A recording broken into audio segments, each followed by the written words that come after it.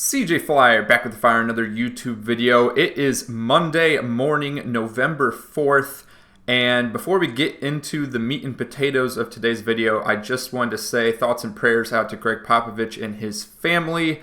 Shams Charania reported earlier this morning, a couple minutes ago actually, that Greg Popovich suffered some kind of medical issue. We're not really sure what it is right now, but it looks like he's going to be out for the short term. So hopefully he's okay. Obviously he's quite up there in age, so hopefully this is just a precautionary situation here, and they're just being proactive as opposed to reactive. But time will tell. We will see what happens. Now, speaking of Shams Charania, today is his ultimate nightmare scenario. It is the busiest day in the NBA. We only had 3 games yesterday on Sunday, November 3rd, and now today. This comes once every 4 years. Every single team in the NBA has a game today. You heard that right. Every single team has a game because tomorrow is the United States Election Day. Comes every 4 years for the federal elections, the presidential race and whatnot. So the NBA started doing this, I believe, in 2020. They don't have any games broadcast on the United States Election Day. The PR statement that's been given, of course, is they want fans to focus on elections and on voting in those elections. But I believe the real reason is they don't want their ratings to get hurt. Because let's be honest, the news cycle, when you get to Tuesday evening, first of all, you could easily go vote in the morning or vote on any of the early voting days or even vote in the afternoon on Election Day and still be able to catch an NBA game in time. They don't start until after the polls close for the most part. So that right there, in my mind, kind of invalidates things. But also, let's be real here. All the TV ratings, all of the attention is going to be on election news on the major news networks, and not so much a random NBA regular season game in the middle of the week, in the very beginning of the season. So that's, I think, why they do it, is because they're not going to get any eyeballs on the games on election night anyways. So that being said, yeah, this is like Shams' worst nightmare, because every single they try to stagger the games at least. As you can see, there's one game starting every 15 minutes, starting at 6 p.m. Central, all the way out to 9:30 p.m. Central. So if you assume that every game takes, give or take, roughly about 2 hours, maybe a little bit more, you could have 7 to 8 games going on consecutively at one time. Don't know if anyone's got 8 monitors at their house with League Pass, but that would be the solution to watch all the games. And unfortunately, the Mavericks game is one of the very late games. I'm probably not even going to watch it tonight, to be honest with you guys. Maybe I'll catch the first half. We'll see. But that one, yeah, it's really late. I don't know. We'll see. And I feel bad for Pacers fans because it's even later for them. That's a 9:45 p.m. start time, local time for them. That is quite ridiculous on a Monday evening. But yeah, pretty busy day in the NBA. We're going to do some predictions here. Also, real quick, we'll recap yesterday's games. I, again, did not watch these first 2. I was watching the entirety of the Magic and Mavericks game, which got very boring very fast because, my goodness, Luka was on a tear, and this team was up by 30 points in the blink of an eye, and pretty much stayed around that 20 to 30 point lead range for the rest of the game. Starters got benched around, I want to say it was like the 7-minute mark in the fourth quarter. And pretty solid win by the Mavs. They desperately needed something like that to boost that morale for the team and for the bench players as well. Klay Thompson didn't have the best shooting night, but I'm really not too concerned. Actually, I want to see what Klay Thompson's 3-point percentage is at this point in the season. Luka finally had a good game, like I just said, shooting 50% from the field, 38.5% from 3, getting the 9 rebounds and 7 assists. He was facilitating, he was shooting shots. Najee Marshall still struggling with his outside shooting, but man, he is a great facilitator. Not only a great defender, but a great facilitator on this team. Really exciting to see. Definitely, I miss Derrick Jones Jr. I miss his athleticism. I miss his crazy dunks. But Najee Marshall brings something to this team that Derrick Jones Jr. was not providing. which was some of that facilitating. I believe Najee Marshall's a little bit better in that area.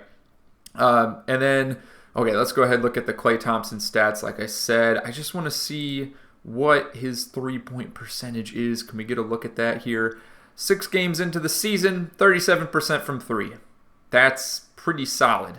I mean, obviously that is so far the lowest of his career, but everyone was saying he's washed last year with 38.7 3-point percentage, and that's above the league average, so I don't know what the big deal is. He's doing this on 9 threes attempted per game, and then points per game, where we got here? Am I missing? Here we go, 14.5 points per game, which is totally fine. He's not a number 1 or number 2 option anymore on this team, like he was previously on the Warriors.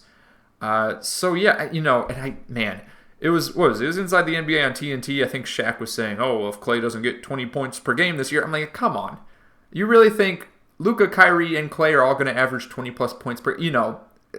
Let's get real here. Look, Klay can have a great season and still not average 20. That being said, still like what he's providing.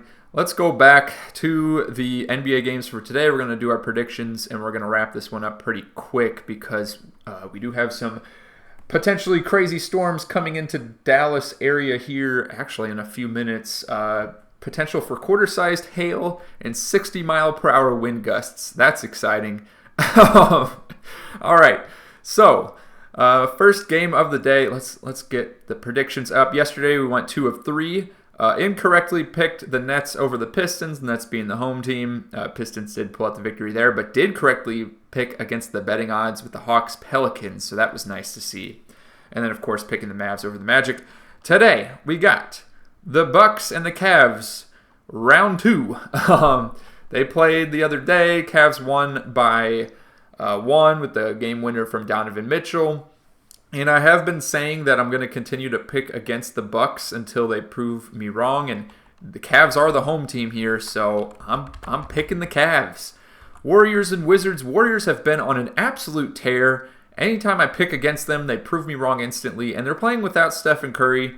Going against the Wizards, let me just double check really quickly to make sure that the Warriors do not have... Let's see here. Any more injuries? DeAnthony Melton's still out. Andrew Wiggins day-to-day. That's fine.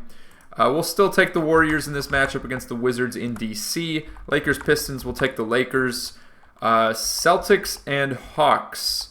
Definitely taking the Celtics most of the time here. Same with the Thunder. We'll be taking them most of the time as well. So Magic just wrapped up. Sorry, since I brought up the Thunder, I'm going to skip down to this game. The Magic just come off a huge loss versus Dallas, and then they have to drive 3 hours north to Oklahoma City to play the Thunder. That's a tough road trip. I'm going to give this one to the Thunder at home.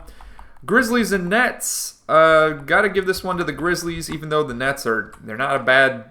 Well, they are considered one of the worst teams, but they have a better roster this year, I think, than last year. Giving it to the Grizzlies. Kings, Heat.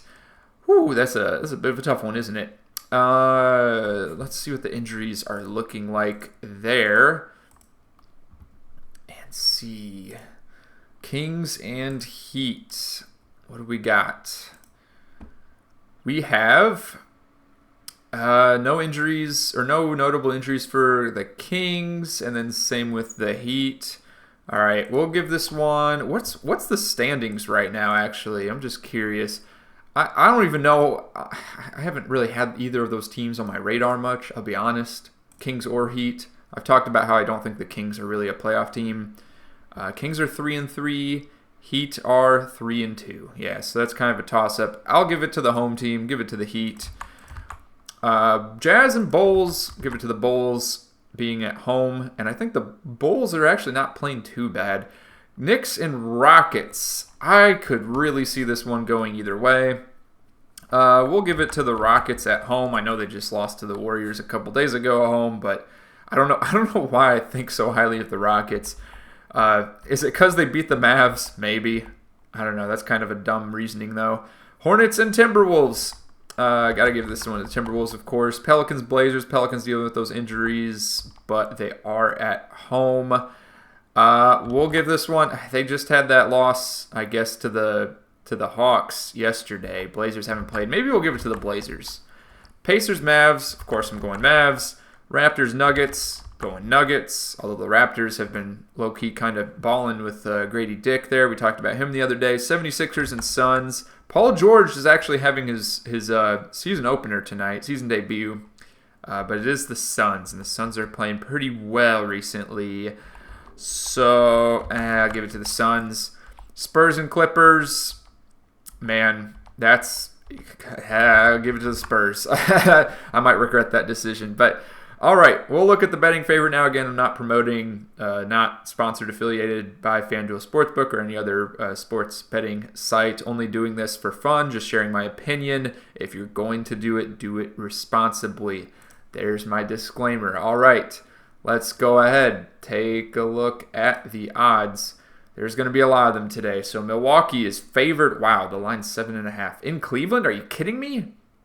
Who's setting up these odds? I don't disagree. Or I don't agree with that. Golden State's favored in Washington. Not surprised. Detroit is favored at home by the line's 2.5. Boston favored, not surprised. Memphis favored, not surprised. Sacramento favored by a point. That's pretty much neck and neck. That actually doesn't really surprise me, but I could really see it going either way. Chicago favored by quite a bit. New York favored. Minnesota favored. OKC favored, not surprised. Pelicans favored at home, not really surprised. Dallas is favored. That's a pretty narrow line there. Denver favored by 10. Phoenix favored by 7. Not really surprised. And then the Clippers favored, I believe, because they're at home. So, let me know what you think about the predictions. Obviously, we got a few of these going against the betting odds. It's a crazy day in the NBA today. How many games are you catching on TV? Let me know. Good luck to Shams Charania covering all the breaking news for anything going on today. And I'll catch you all on the next video. Click on one of the videos on your screen right now for some more NBA discussion.